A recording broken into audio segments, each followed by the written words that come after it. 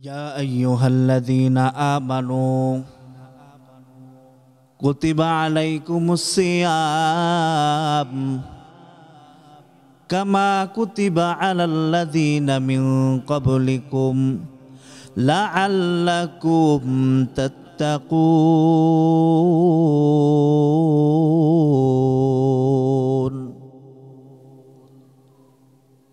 মুসলমান ইমানদার আল্লাহর গোলাম নবীর উম্মতের দল দয়ার আল্লাহ মায়ার আল্লাহ রাহমাতান লিল আল্লাহ ক্ষমার সাগর আল্লাহ মায়ার সাগর আল্লাহ রহমতের দরিয়া আল্লাহ পবিত্র কোরআনের মধ্যে জানায় দেয় ইয়া আইয়ুহাল্লাযীনা আমানু হে ঈমানদারগণ কুতিবা আলাইকুমুস সিয়ামু কামা কুতিবা আলাল্লাযীনা মিন ক্বাবলিকুম আমি আল্লাহ তোমাদের উপর রমজানের রোজাকে ফরজ করেছি শুধু তাই নয় তোমাদের পূর্ববর্তীদের উপর আমি রোজাকে রমজানের রোজাকে ফরজ করে দিয়েছি কেন কেন কেন আল্লাহ পাক রব্বুল আলামিন আপনার আমার উপর এবং আমাদের পূর্ববর্তীদের উপর রমজানের রোজা কেন ফরজ করলেন লাআল্লাকুম তাত্তাকুন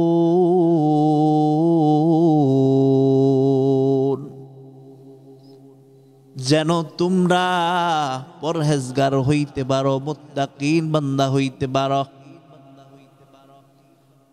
মুসলমান ইমানদার আল্লাহর গোলাম নবীর উম্মতের দল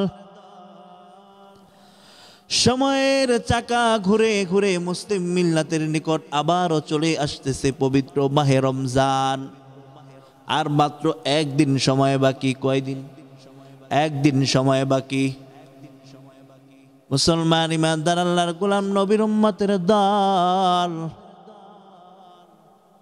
সাহাবায়ে কেরাম রাদিয়াল্লাহু তাআলা আনহুরা একদিন দুই দিন নয় 6 মাস আগে থেকেই রমজানের প্রস্তুতি নেওয়া শুরু করছে কিন্তু মুসলমান আমরা এমন কপাল পোড়া মুসলমান রমজান চলে আসলেও রমজানের মধ্যেও রমজানের প্রস্তুতি আমরা নিতে পারি না আমাদের প্রস্তুতি হইল এমন আমাদের প্রস্তুতি হইল এমন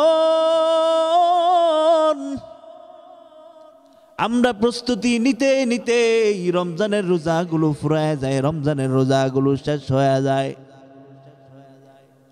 আরে মুসলমান ইমানদার আল্লাহর গোলাম নবীর উম্মতের দল আগে থেকেই প্রস্তুতি না নেওয়ার কারণে আমরা রমজানের রোজাগুলো রাখতেও আমাদের কষ্ট হয়ে যায় না কথা ভুল বললাম কষ্ট হয় কি হয় না প্রথম দিন দেখা যায় সুন্দর করে রোজাটা রাখতে পারে দ্বিতীয় দিন রাখে তৃতীয় দিন জানে কেমন কেমন লাগে কারণ সারা বছর তো খাইয়া অভ্যাস একদিনও তো একটা রোজা রাখে নাই সারা দিন রোজা রাখতে রাখতে কষ্ট হয়ে যায় একদিন দুই দিন তিন দিন চার চতুর্থ দিনের দিন সে আর রোজা রাখতে পারে না বলে গ্যাস্ট্রিকের সমস্যা এই সমস্যা ওই সমস্যা কষ্ট হয় এই কাজ করার আগে ওই কাজ করার আগে এই বলেছে সে রোজা ভেঙে ফেলে আরে মুসলমান ইমানদার আল্লাহর গোলাম নবীর উম্মতের দল অথচ আল্লাহর হাবিব জানায় দেয় রমজানের একটা রোজা যদি সারা বছর রোজার নফল রোজা যদি তুমি রাখো তাহলে রমজানের একটা রোজাও তোমার আদায় হবে না কাফারা হয়ে যাবে কিন্তু রমজানের রোজার মতো একটা দিন তুমি আর কখনো পাবে না মুসলমান ইমানদার আল্লাহর গোলাম নবীর উম্মতের দল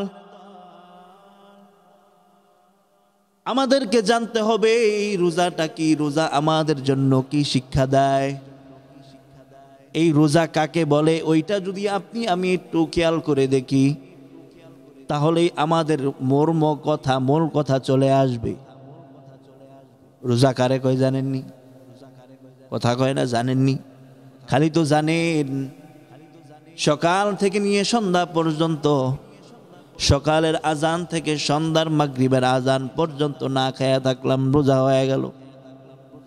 কথা ঠিক না?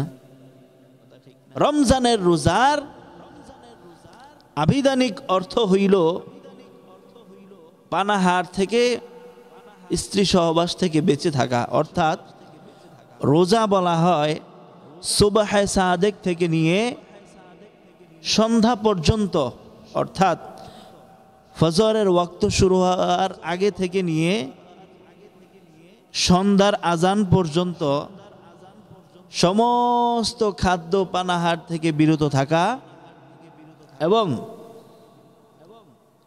স্ত্রী সহবাস থেকে বিরত থাকা, এর নাম হলো রোজা। এখন বলতে পারেন হুজুর, এই দুইটা কাজ করলেই হয়তো রমজানের রোজাগুলো আদায় হয়ে যাবে। প্রশ্ন থাকতে পারে, এই দুইটা কাজ করলে রমজানের রোজাগুলো রাখা আদায় হয়ে যাবে? হ্যাঁ, রোজা হয়ে যাবে, রমজানের রোজা পালন হয়ে যাবে। মুসলমান ইমানদার আল্লাহর গোলাম নবীর উম্মত, সকাল থেকে নিয়ে সন্ধ্যা পর্যন্ত সমস্ত প্রকার খাবার থেকে তুমি বিরত থাকলা। সকাল থেকে সন্ধ্যা পর্যন্ত তুমি পানাহার থেকে বিরত থাকলা রে মুমিন, তোমার রোজা হয়ে যাবে, তোমার রোজা হয়ে যাবে। তুমি স্ত্রী সহবাস থেকে তুমি নিজেকে হেফাজত করলা, তোমার রোজা হয়ে যাবে। কিন্তু ওই রোজাটা কেমন হবে জানোনি? দুনিয়ার একটা উদাহরণ দিয়া তোমার আমি দেখাই। আরে মুসলমান, সব থেকে সুস্বাদু খাবার হইল গরুর গোস্ত, ঠিক কিনা? যতই অ্যালার্জি হোক, যতই অসুখ হোক, গরুর গোস্ত যে কত মজা, যতই দাম বাড়ে ততই ভালো লাগে। আপনি বিদেশ থেকে গরুর গোস্ত রান্না করার জন্য বিভিন্ন প্রকারের মশলা নিয়ে আসলেন, অমুক মশলা অমুক মশলা, বিদেশ থেকে আপনি কত কিছু নিয়ে আসলেন শুধু গরুর গোস্ত রান্না করার জন্যে। সমস্ত প্রকার মশলা মাছলি আপনি যখন দিলেন, আপনি কত সুন্দর করে গরুর গোস্তটা রান্না করলেন। আরে মুসলমান, কথাটা ভালোভাবে বোঝার চেষ্টা করবেন, দিলের কান লাগায় কথাগুলো শুনেন। আরে মুমিন,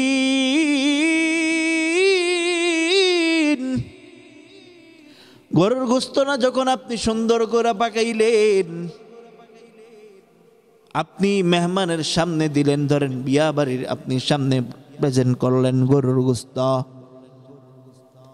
কিন্তু আপনি সব প্রকারের মশলা দেওয়ার পর সামান্য বাংলাদেশের কক্সবাজারের সামান্য পানি থেকে উৎপন্ন হয় কি জানেননি? সামান্য কম দামি একটা লবণ, কম দামি লবণ আপনি গরুর গোস্তের মধ্যে দিলেন না। আপনি বাংলাদেশের সমস্ত মশলা দিলেন গরুর গোস্তের মধ্যে, বাহির থেকে এনেও আপনি মশলা দিলেন, কিন্তু সামান্য কম দামি লবণ আপনি দিলেন না। এখন আপনারাই বলেন, গরুর গোস্ত তো রান্না হইছে কি হয় নাই? হইছে, কিন্তু ওই গরুর গোস্তটা খাওয়া যাবে নি। কথা কয় না কেন? মুসলমান ইমানদার আল্লাহর গোলাম নবীর উম্মতের দল, এত চমৎকার এত সুন্দর করে আপনি গরুর গোস্ত রান্না করলেন। গরুর গোস্ত রান্না করার সময় আপনি সামান্য এক ফোঁটা লবণ আপনি দিলেন না। ওই গরুর গোস্তটা যেমন খাওয়া সম্ভব না, কিন্তু গরুর গোস্ত রান্না হয়ে যাবে। তদ্রূপ দুনিয়ার জমিনের মধ্যে আপনি সকাল থেকে নিয়ে সন্ধ্যা পর্যন্ত আপনি খাওয়া দাওয়া বাদ দিয়ে দিলেন, পানাহার বাদ দিয়ে দিলেন, আপনি সমস্ত খাওয়া থেকে বিরত থাকলেন।